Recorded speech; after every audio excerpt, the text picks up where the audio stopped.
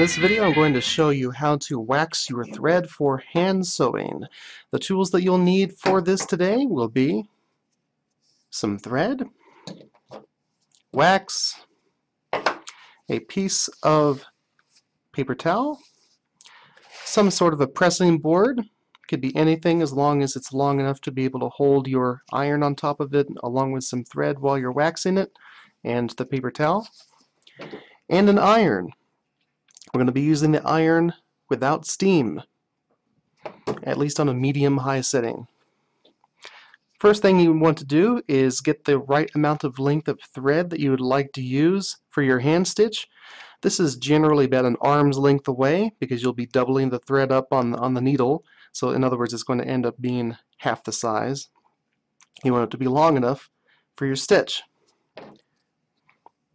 You take the thread, pull it through the wax a couple of times, put it inside the paper towel on your pressing board,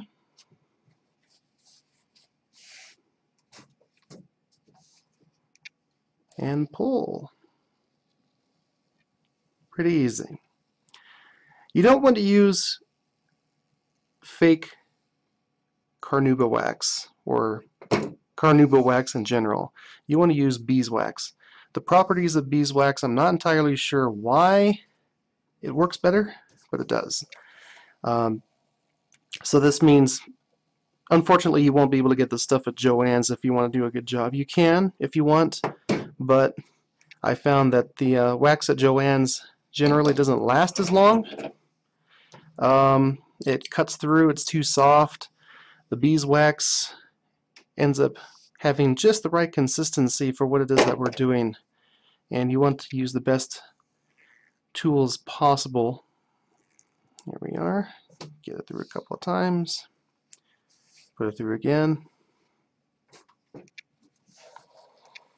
and that's that. Now after you have your thread waxed, let's say you have like 4 or 5 different pieces of thread. It can get pretty messy. What you do is you go ahead and just tie a knot on one side here. Keep them together. The consistency of the thread, you'll notice, is going to get better. It's going to feel like a cord. It's going to be more wiry. This is a good thing for when you're sewing.